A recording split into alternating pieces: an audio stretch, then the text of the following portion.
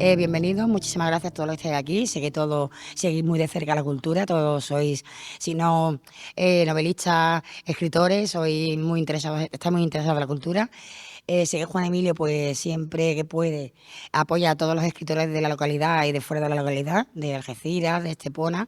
Forma parte de muchos proyectos, un hombre muy interesante que participa mucho de todas las actividades culturales y, bueno, personas como él, pues creo que hacen falta en el municipio pues, para activar la cultura, ¿no? Y para activar las actividades que hacemos en pro de que los artistas pues, se den a conocer. Sabemos que el mundo de la literatura es un mundo complicado, es difícil vender el libro porque la gente pues tiene que conocer, tiene que tener un nombre, ser importante para que te compren a lo mejor el libro, pero muchas veces pues vamos a comprar libros de los escritores y nos sorprenden los escritores noveles, ¿no? Por lo menos a mí. Muchos de vosotros me habéis sorprendido cuando he leído vuestros libros, así que animo a los que estéis aquí pues que compréis algún libro de los que participan, en este caso de Juan Emilio, porque a veces es verdad que la sorpresa es importante, es agradable y sienta bien estar un ratito de lectura y te hace pensar y reflexionar. Así que, sin más, muchísimas gracias, a seguir colaborando, a seguir participando para que la cultura pues, sea un referente en este municipio. Gracias.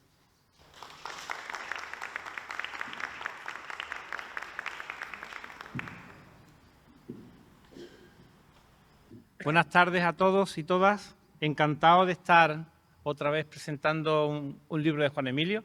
Me encanta que ahí, además de que podáis comprar el libro que presentamos hoy, que es La Hermandad de los Lúcidos, esté el Don Femenino, entre otros, ¿no? Porque yo sigo pensando que es de lo mejor, de las mejores contribuciones de Juan Emilio en estos últimos años.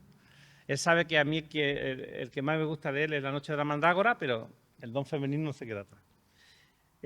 Como os digo, presentamos hoy La Hermandad de los Lúcidos y voy a hacer un pequeño resumen de quien está a mi lado, quien ha escrito el libro. Juan Emilio Ríos es licenciado en Filología Hispánica e investigador suficiente por la Universidad de Cádiz. Muchas veces no nos damos cuenta de cuántas cosas hace Juan Emilio. Voy a recordarlas porque yo creo que merece la pena. Presidente del Ateneo José Román de Algeciras. Presidente de la sección sexta del Instituto de Estudios Campo-Gibraltareños, fundador del Ateneo de Manilva, presidente fundador del Ateneo de Manilva, vocal de la Comisión Municipal para la Conservación del Patrimonio Histórico Local de Algeciras, presidente de la Agrupación Poética José Luis Cano, miembro de la Asociación de Críticos de España, de la Unión de Escritores de España y participante en el circuito literario del Centro Andaluz de las Letras. Es, además, delegado de la provincia de Cádiz del Ateneo Blasco Ibáñez de Valencia y de la Asociación de Escritores Pro Derechos Humanos. Delegado de la provincia de Málaga del grupo multidisciplinar Mistium. Activista de Amnistía Internacional. Miembro de Mal del Sur, de Utopía de las Artes, del grupo de profesores escritores indocentes, de Poetas del Mundo y de Redes. Es columnista del diario Viva del Campo de Gibraltar, siéndolo antes de Europa Sur y de Faro Información. Colabora con diversos programas de radio y televisión como De Buena Mañana, La Buhardilla y La Grada de Televisión Manilva, La Cultura al Sol y La Hora Republicana del Radio Sol de los Barrios y Aunando Orillas de Multimedia San Roque. Anteriormente también fue presidente del colectivo cultural Yarabí, presidente del Liceo Ibn Abi Rub, cofundador de la Asociación de Estudios Hispanoárabes Aben Ezra y vocal de la Comisión de Gerencia de la Fundación José Luis Cano de Algeciras, entre otros cargos. No remunerados. No remunerados. Entre otros muchos cargos, todos ellos no remunerados. Como poeta ha publicado numerosos poemarios, entre los que destacan El exquisito cadáver de la rosa, Poeta en alerta, El jardín de los suspiros, Engendros de la ira y La noche de la mandrágora, entre otros. Como él sabe, La noche de la mandrágora sigue siendo, desde mi humilde punto de vista, su mejor obra.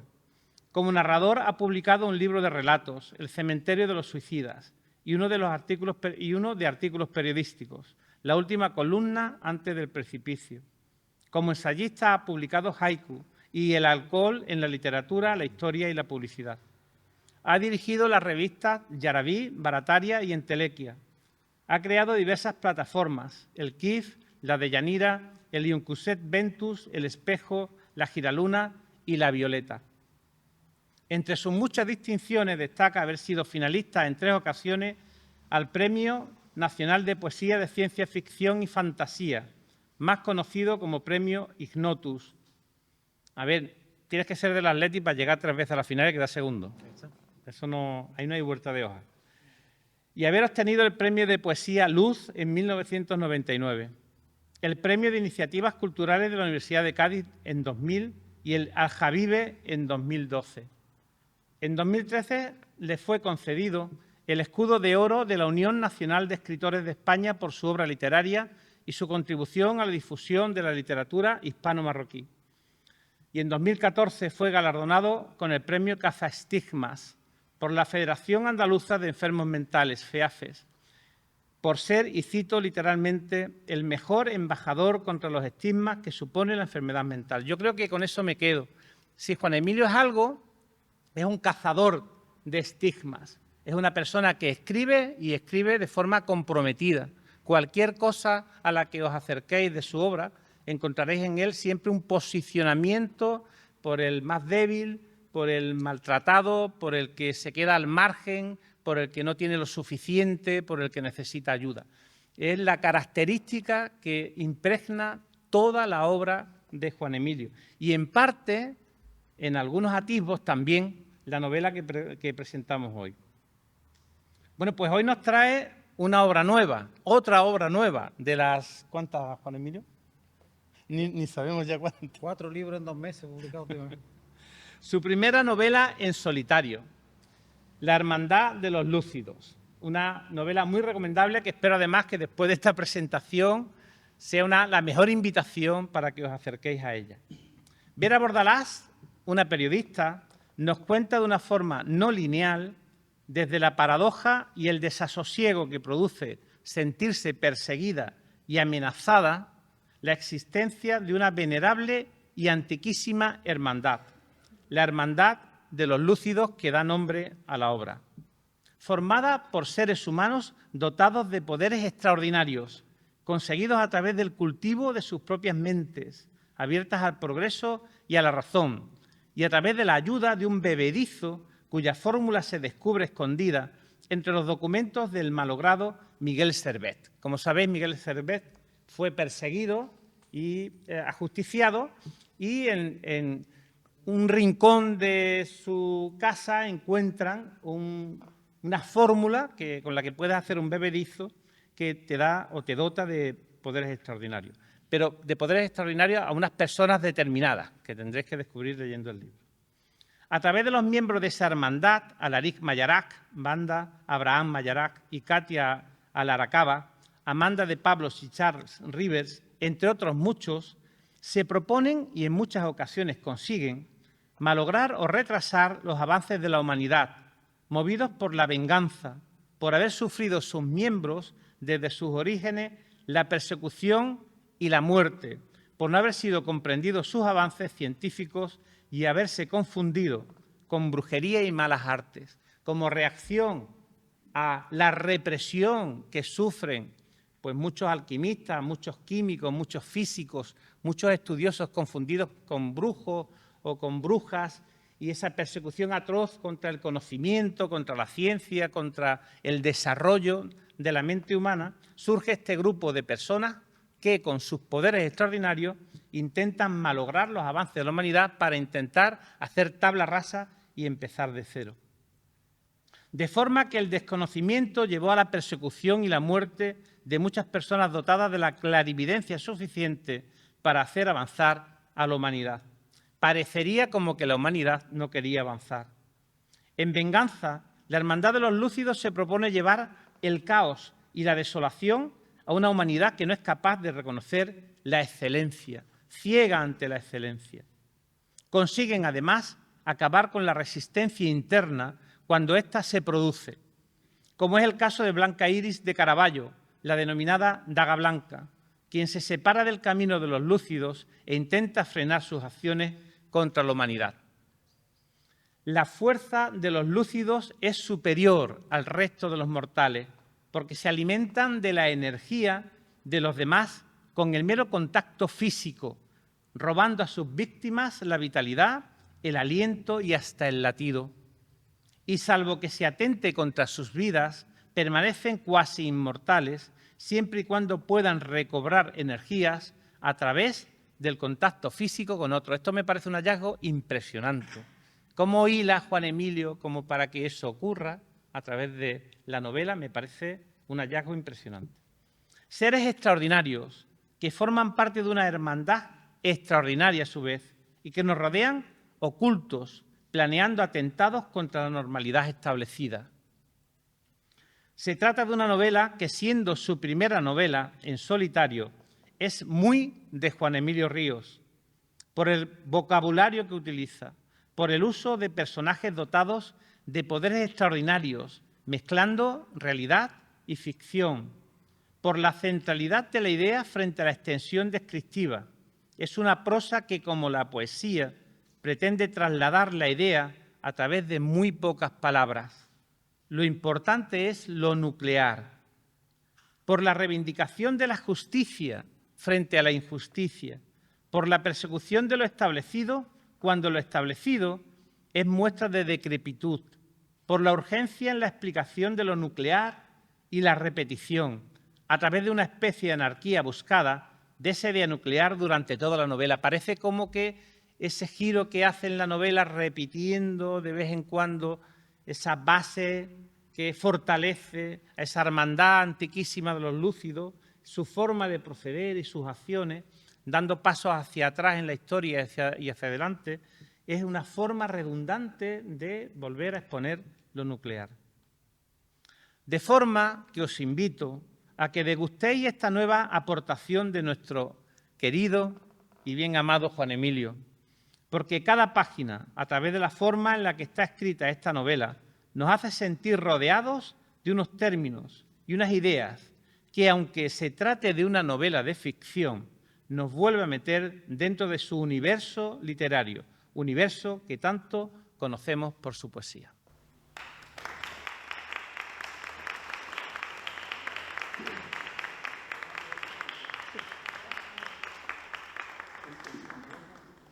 Bueno, muchas gracias, Eva, y muchas gracias, Salvador, por vuestras siempre cálidas palabras. En primer lugar, agradecer a la Delegación de Cultura del Ayuntamiento de Manilva y al Teatro 13, a Ana Recio y todo su equipo, que han hecho posible esta presentación. Y bueno, pues daros las gracias a todos vosotros por estar aquí en un día con tantísimas actividades en todas partes. Y además, Ana Recio pues, eligió precisamente esta fecha porque venía muy bien con el libro, al ser la noche de Halloween. Bueno, primero tengo que aclarar que es mi primera novela en solitario. Todos los que me conocen sabéis que tengo dos novelas con mi hermano, Ahmed Siri, que está aquí, que están hechas a la limón entre los dos y que, bueno, pues están prácticamente agotadas y ya estamos trabajando y prácticamente tenemos dos proyectos más en ciernes que queremos terminar pronto, ¿no? Esas dos novelas pues fueron un reto importante para mí, fueron una gimnasia importante para adentrarme en el mundo de la novela y ahora ya pues creo que tengo la suficiente práctica y técnica para abordar esta novela.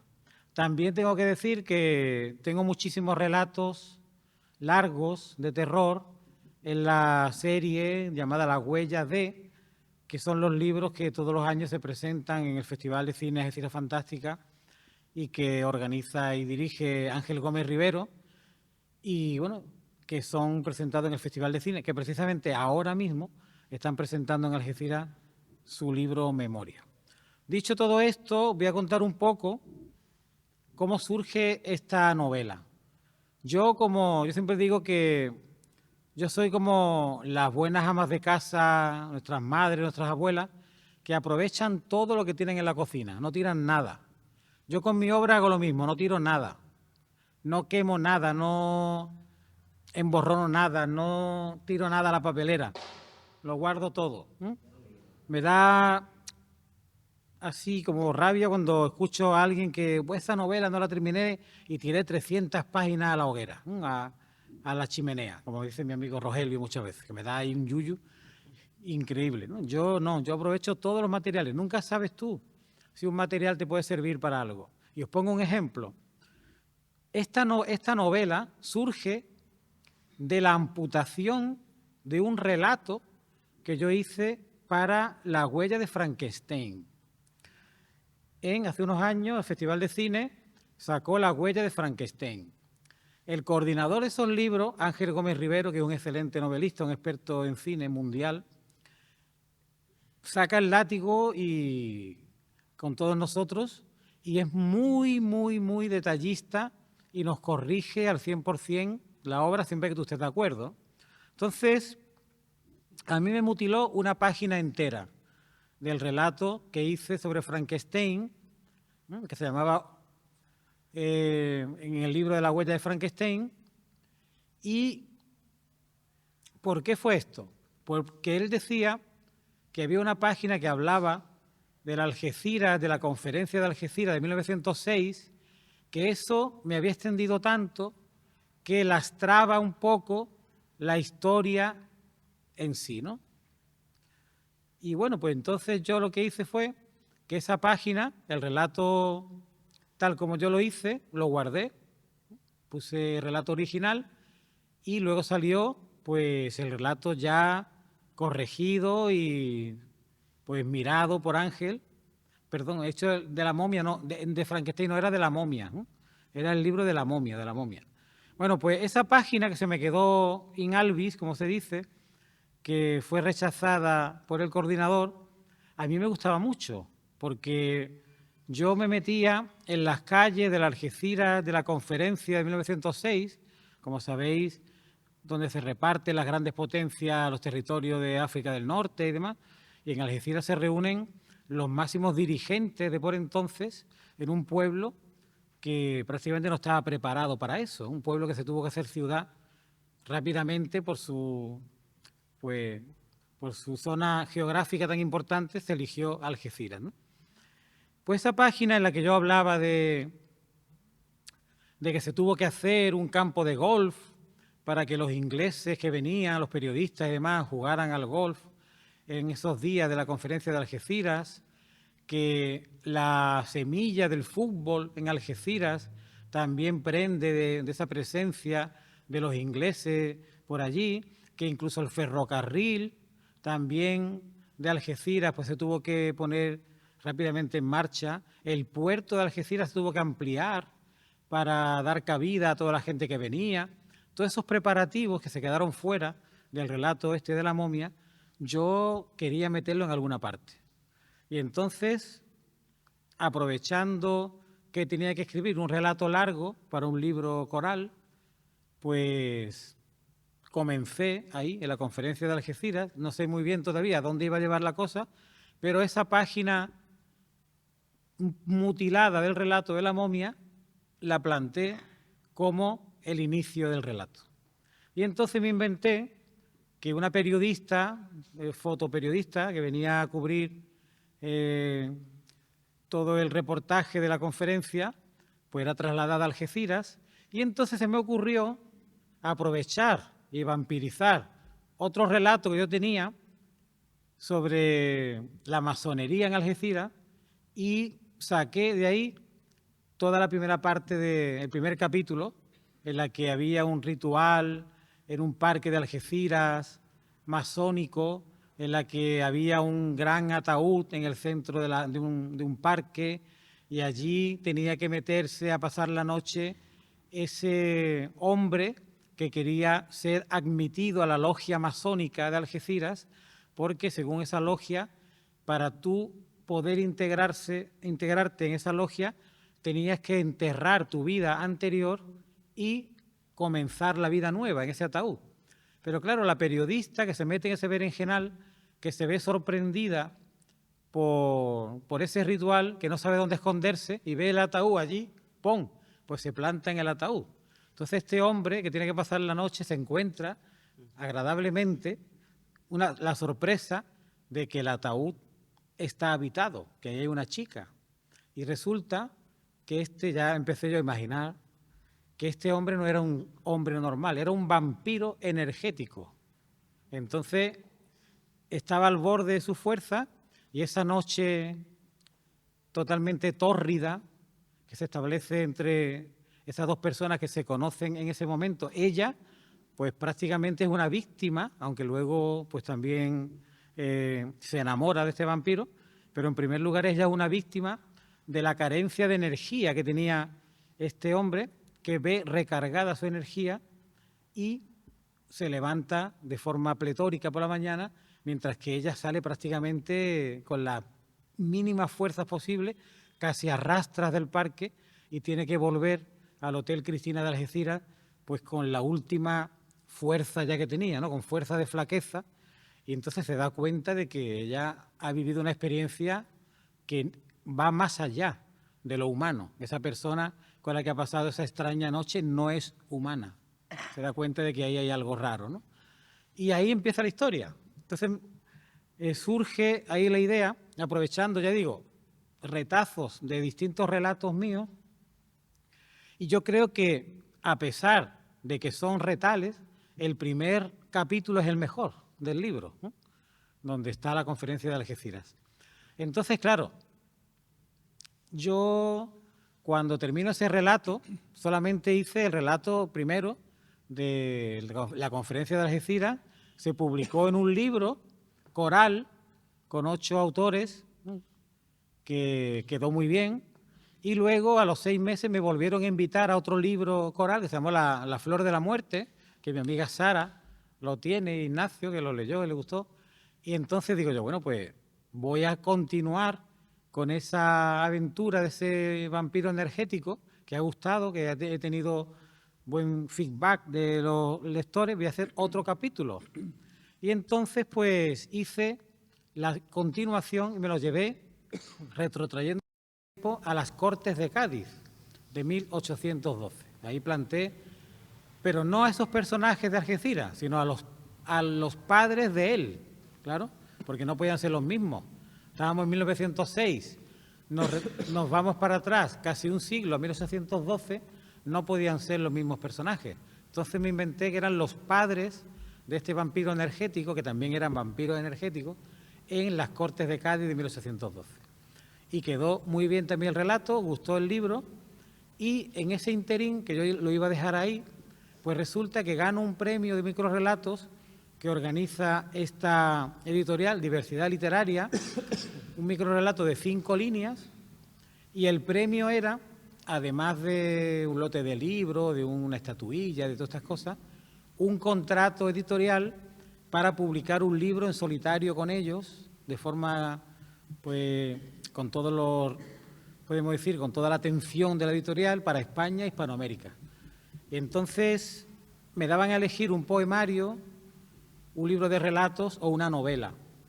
Yo estuve tentado a sacar un poemario, pero digo, ahora que tengo una proyección con una distribución grande de una editorial, la poesía es muy difícil de vender. Voy a apostar por la prosa. Voy a hacer un libro de relatos. Pero digo, ¿y por qué no continúo la aventura de los lúcidos y hago una novela entera? Puedo llevarlo a distintas partes del mundo y en distintos acontecimientos importantes.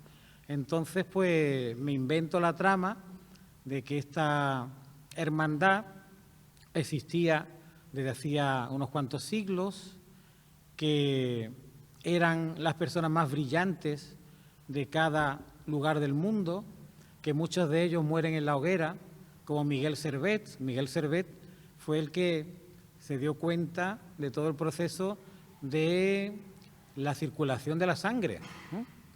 Pero claro, se metió en muchos berenjenales, entre otras cosas, pues negaba la Trinidad, ¿no?, que decía la Biblia, de que Cristo era 3 personas, se metió ahí muchos berenjenales y lo pagó siendo quemado en la hoguera, ¿no? Ese personaje español que fue quemado no por la Inquisición española, sino que fue quemado en Bélgica, pues a mí siempre me ha apasionado. Yo quería rescatar ese personaje. Entonces me inventé que Miguel Servet había dejado, entre sus muchos escritos y muchos libros, había dejado una fórmula para hacer un bebedizo que te diera propiedades pues como los X-Men, ¿no? Como si fueran superpoderes, ¿no? Pero claro, como ha dicho Salvador, no para cualquier persona, solamente los que ya tenían una inteligencia más desarrollada, los que eran gente brillante, ¿no? Entonces son convocados mentalmente, reciben como un mensaje en su mente que los lleva a un monasterio en España donde se había criado Miguel Servet, cerca de Toledo, y allí, en un recoveco de esa iglesia, estaban todo el legado de Miguel Servet, y allí encuentran ese bebedizo, lo preparan con todos los ingredientes que tienen por allí, se lo toman, y a partir de entonces se convierten en estos vampiros energéticos que no mueren, a no ser que sea violentamente, y que no son vampiros que necesitan sangre, necesitan energía, ¿no? Necesitan, para su inteligencia, para su capacidad mental, para todo eso necesitan el contacto físico con otra persona, ¿no? Vampirizar de esa forma a una persona para ellos poder desarrollarse y cargar las pilas, ¿no? Entonces me inventé que esa hermandad pues podía vengarse de la Inquisición en toda Europa, de los gobiernos y de los reyes y de la Iglesia que habían quemado a tanta gente brillante, y que estos hombres brillantes, pues para vengarse de esto, pues van a intentar detener la evolución de la humanidad, ¿no? Van a intentar infiltrarse en los acontecimientos históricos más importantes de la historia para que no lleguen a buen puerto. Y de esta forma decir, no queréis oscuridad, no queréis matar a la gente más brillante de cada tiempo, pues vaya a tener oscuridad. Nosotros vamos a intentar que la humanidad no vaya progresando como vosotros queréis. Nosotros vamos a ponernos en contra de ese avance. Entonces se meten en la conferencia de Algeciras e intentan, cuando se van a firmar el acuerdo, intentan pues hacer un atentado allí, matar a los principales mandatarios del mundo. En las Cortes de Cádiz pues se involucran y se hacen pasar por diputados que tienen derecho a voto para que no salga aprobada la PEPA, la Constitución de 1712. Se van al primer Mundial de Fútbol que se celebra en Argentina, y que la final es Argentina-Uruguay, con la rivalidad que tienen, e intenta que allí se forme la grande en ese partido de fútbol y que eso sea una hecatombe, un baño de sangre. Se van al crack de Nueva York del año 29 para provocar todavía más, acelerar. Bueno, según la novela, el crack del 29 lo producen los lúcidos, ¿no? Si no hubiera estado los lúcidos, no hubiera habido crack de la bolsa, ¿no? Y meto ahí, ese capítulo muy curioso, no sé si a Salvador le gusta, porque utilizo el poema de la aurora de Nueva York de Federico García Lorca, y meto fragmentos del poema contando qué pasa en ese Nueva York del año 29, donde se suicidan tanta gente, tantos brokers, ¿no?, de la bolsa, y eso es terrible, ¿no? Me lo llevo a muchos sitios, ¿no? Por ejemplo, me lo llevo al 14 de abril del 31, el día que se proclama la Segunda República en España, donde estalla de alegría todo el país, y ahí se meten ellos por medio también, y como ahí está la generación del 27, está Lorca, está Alberti, toda esta gente que abrazan la República, pues me invento un proyecto que yo tengo en la realidad y que lo he llevado a la novela, que yo estoy obsesionado con el material inédito que dejan los escritores. Yo conozco un caso en Algeciras, Luis Silveira, un novelista que publicó 4 novelas en su vida, pero él siempre me decía, y tengo 30 o 40 escritas, no me acuerdo ya de las que tengo. Pues yo pensaba que una vez que él había muerto, pues que ese material la familia lo iba a donar al archivo o algo, o nos iba a llamar a los escritores para que intentáramos. Cuando hablé yo con la viuda 2 años después, ese material lo habían tirado a la basura. Novelas y novelas y novelas que este hombre había escrito, terminado, que nunca publicó y que se perdieron. Pues entonces yo estoy obsesionado. Yo quería hacer una especie de hermandad, ¿eh? En la que tenía este nombre, ¿no? Que en el libro viene, que es la hermandad de la última palabra y la postrera sangre, en la que cuando tú ves que te quedan 2 telediarios, pues el material que no has conseguido publicar, por eso será que publico tanto, vaya a ser que me dé un gogo al salir de aquí y la espiche, pues entonces yo intento sacar todos los libros para que en el ordenador quede poca cosa. Pero imaginaros que se me quedan, pues, yo qué sé, en mi ordenador 4 o 5 poemarios y demás.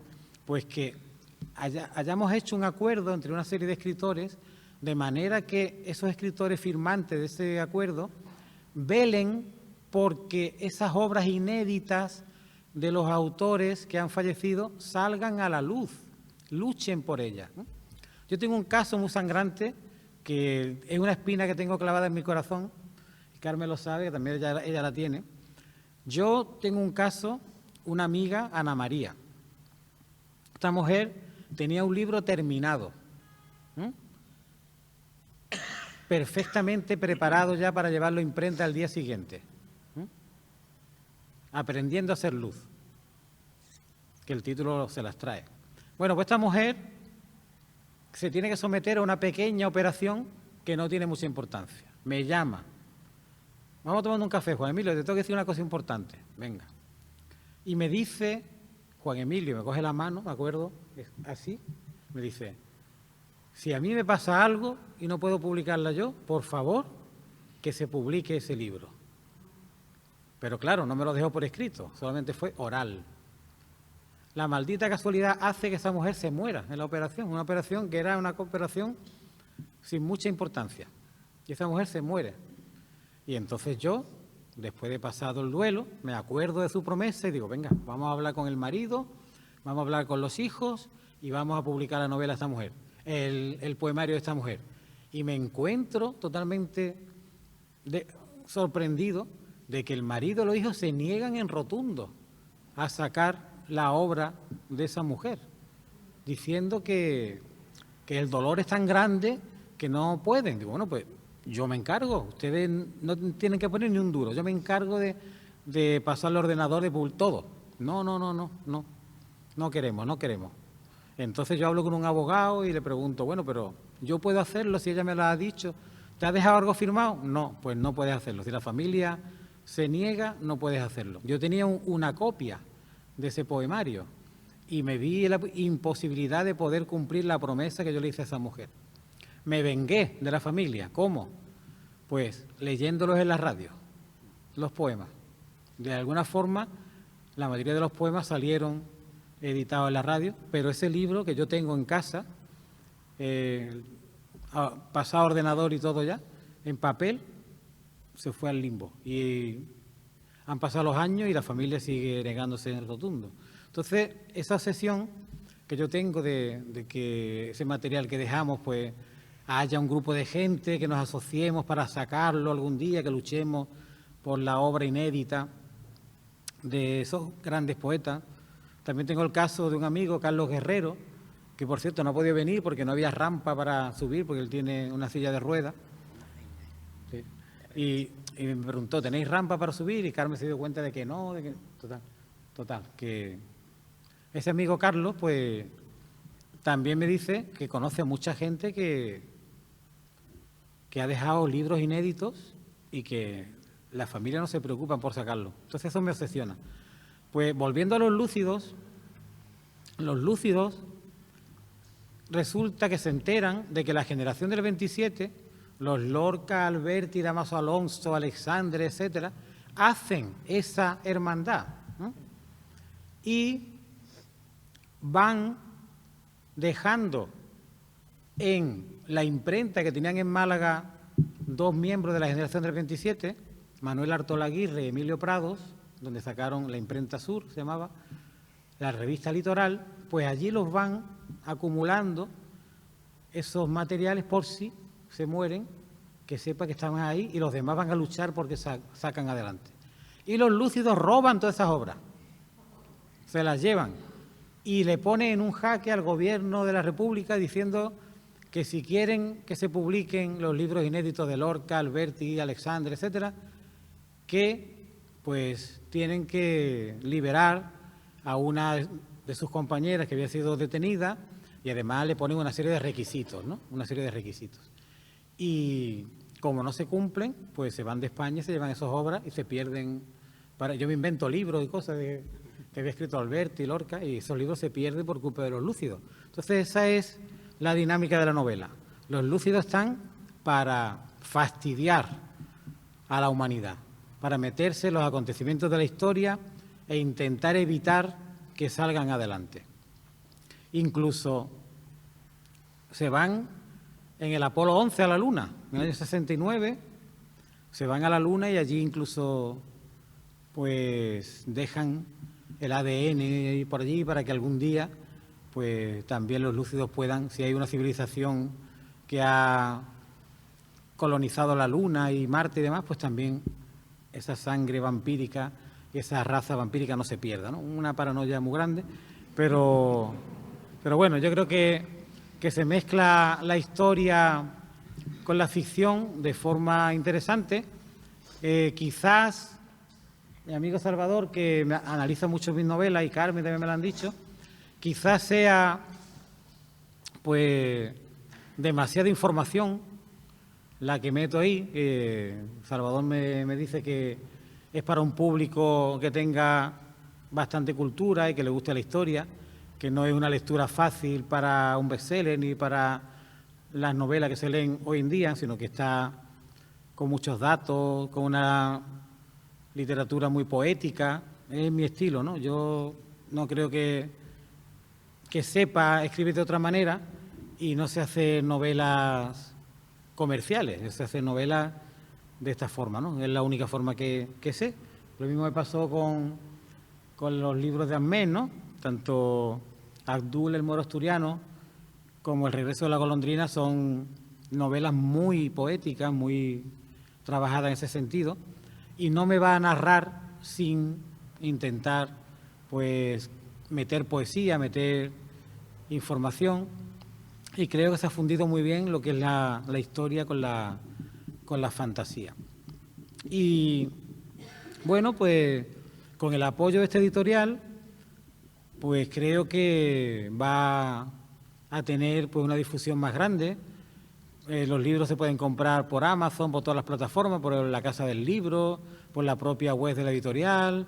Así que están en todas partes, en cualquier librería se puede pedir, cosa que no suele ocurrir con el resto de mis libros, que como son de poesía y de cosas tan íntimas y tan poco vendibles, pues solamente hago tiradas de pocos ejemplares que se quedan casi siempre en la familia, los amigos y gente muy cercana. Pero la oportunidad que me da esta editorial, pues creo que hay que aprovecharla y a ver si va por lo menos teniendo distintas ediciones y teniendo distintas vidas y presentaciones en distintos sitios, ¿no? Ellos me van a proponer también pues estar en las ferias del libro de Madrid, de Sevilla, de algunos sitios.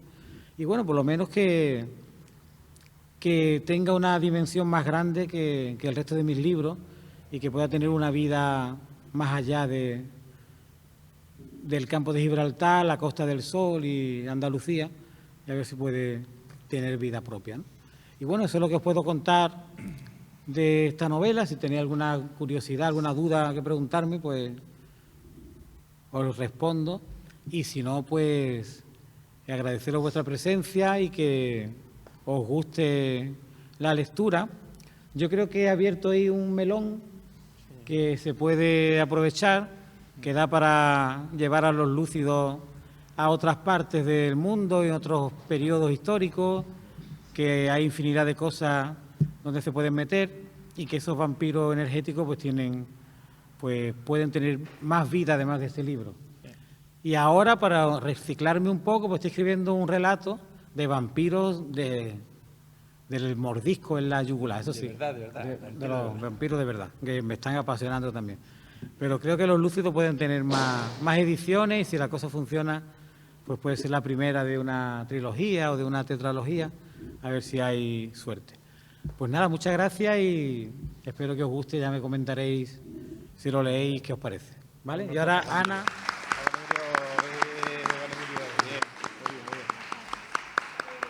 Ana va a decir unas palabritas. Belén. Miedo me da.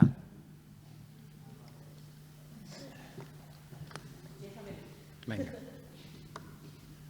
Gracias. ¿El libro dónde está? Toma. El micrófono. El micrófono.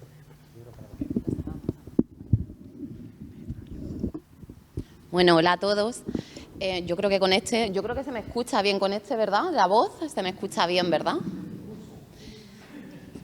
Bueno, Juan Emilio, antes de nada, este es un mensaje de todos los compañeros de la Radiotelevisión Manilva, que te deseamos muchísimo éxito. Así que voy a pedir nuevamente un aplauso, por favor.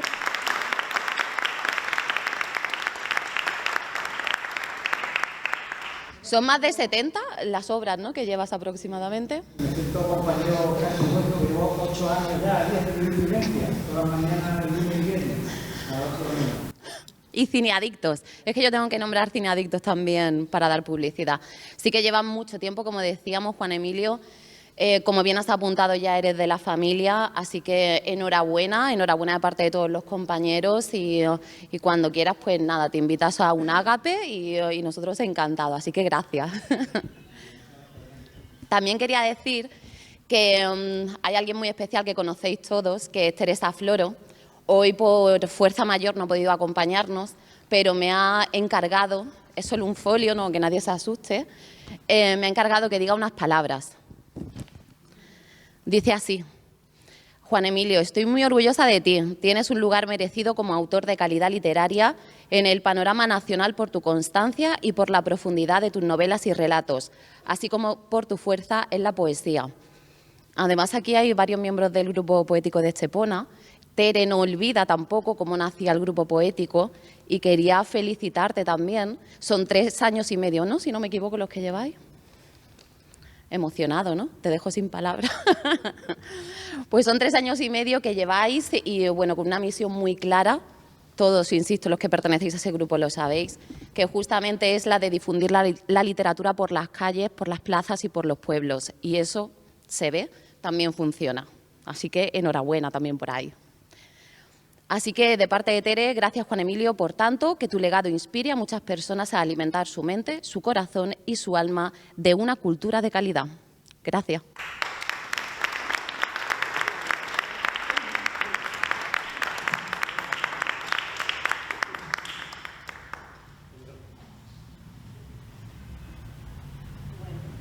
Buenas tardes. Yo hablo en nombre de la Asociación Arte Teatro 13. Voy a decir unas palabras porque me lo pidió Juan Emilio. Si no, yo no hablaría, porque yo no hablo nunca. No está en mis genes. Y nada, simplemente decirle buenas tardes a todas y todos. Como diría Juan Emilio, bienvenidos hijos del rock and roll. Quien conoce a Juan Emilio sabe que esa sería la mejor bienvenida.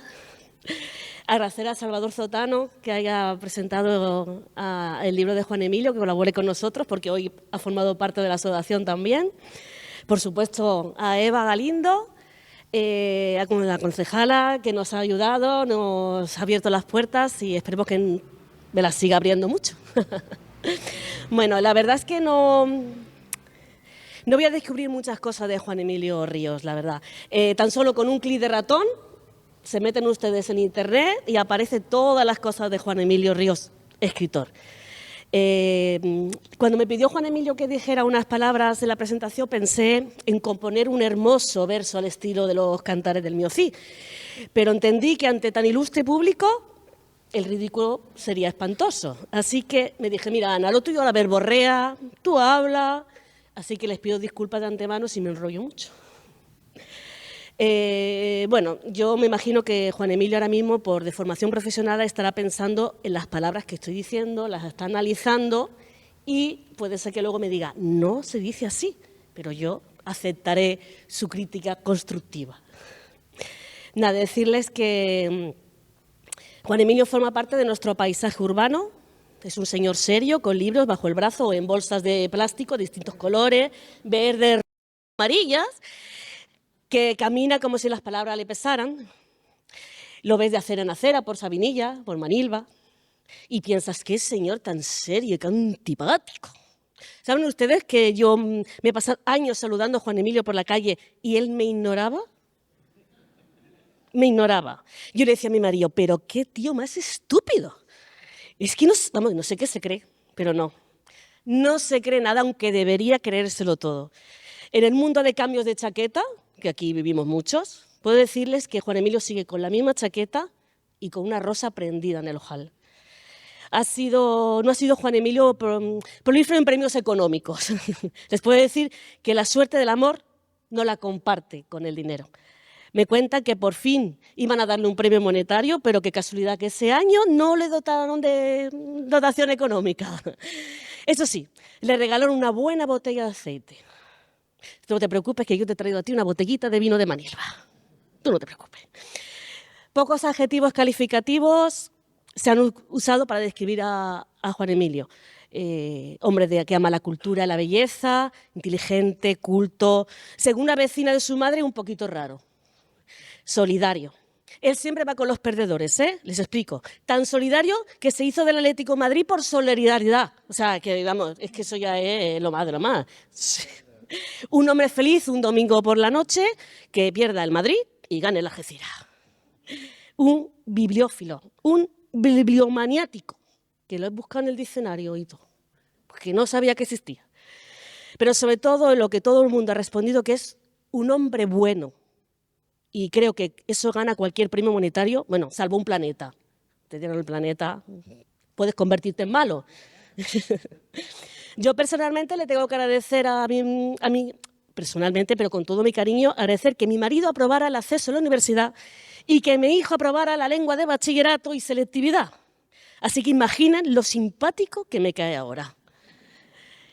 Nada, muchísimas gracias por venir. Le vamos a dar unos obsequios, porque en el fondo lo queremos, aunque sea antipático. Ya tengo que aclarar lo de la vecina de mi madre.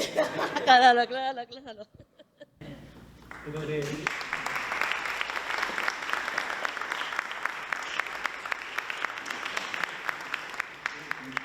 La verdad que me he quedado ahí rayado cuando Carmen también me comentabas eso, de que no te saludaba yo a ti y sí a tu marido. No, la verdad que no. No me he dado cuenta, estoy muy despistado. Bueno, te voy a aclarar, con esta anécdota termino, que no tiene desperdicio, lo de la vecina de mi madre. La vecina de mi madre, que siempre decía que yo era bastante raro, pues resulta que yo escribía un artículo semanal en el periódico más importante del campo de Gibraltar, que es el Europa Sur. Entonces, esa columna que yo escribía tenía mi foto y estaba en la contraportada del periódico. Es decir, que era bastante visible. Todo el mundo que compraba el periódico le daba la vuelta a ver quién estaba ese día escribiendo y los jueves estaba yo. Entonces, pues yo escribí un artículo que venía a decir que todos los artistas, ya sean poetas, pintores, escritores, fotógrafos, escultores, pues tenemos como una obra oculta que no mostramos a nadie. Son como nuestros monstruos, ¿no?, que tenemos escondidos. Y eso me surgió porque estuve en casa de Nacho Falgueras, que era un gran escultor de la línea, que es famoso por las esculturas de Camarón, de Paco de Lucía. Pues él decía, sí, es verdad, yo tengo mis monstruos escondidos bajo llave. Y nos enseñó, sacando bajo llave, una colección de figuras de monstruos, ¿eh?, increíblemente, pues, que te perturbaban, ¿no? Entonces yo, de esa experiencia en la que estuvimos esa tertulia en casa de Nacho, que había pintores que te decían, yo tengo cuadros que no se los enseño a nadie. O yo decía, es verdad, yo tengo poemas que tampoco se los enseño a nadie porque son demasiado desgarradores, ¿no? Pues con todo eso, digo yo, pues eso hacemos como pasaba antiguamente con los hijos subnormales, ¿no? Que la gente, la España profunda, los escondía, incluso los trataba como animales y los tenían en cuadras y demás. Incluso hay películas geniales de eso, ¿no? Entonces yo escribí un artículo que se llamaba El hijo subnormal. Claro, mi foto, el hijo subnormal y el artículo. Y mi madre, que me llama y me dice, chiquillo, ¿qué dice el periódico de ti? No sé lo que dirá mamá. Que ha venido la vecina, que tú sabes que la vecina te tiene un odio impresionante, no sé por qué, una ojeriza, que no sé qué. Y dice, mira, Angelita, tu hijo es un normal, lo pone en el periódico.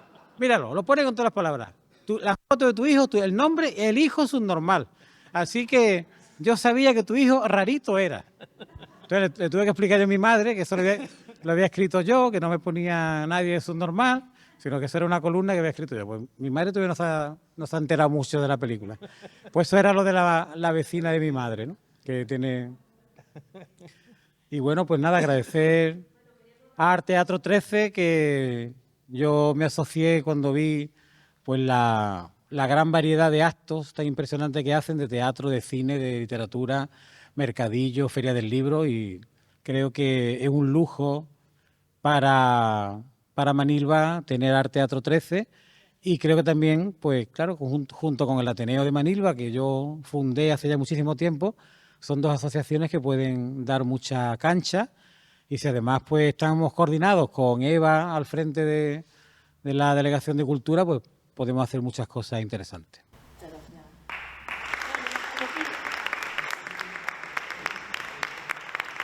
Cuando la asociación sigue siendo pobre, no tenemos dotación económica, la botellita no.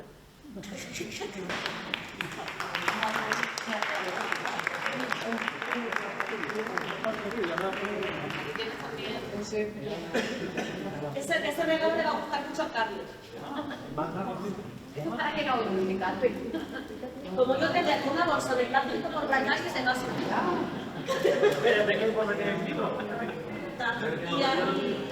Y esto también es Esto es muy bonito. Un momentito, por favor, no se levanten. A ver. Esto es para quien entiende la asociación. ¡Hostia! La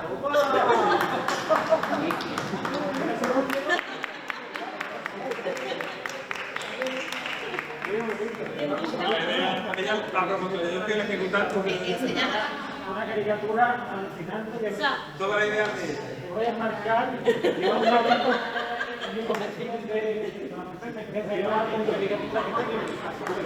Ahora no sé si tengo que poner el hijo sin normal. normal.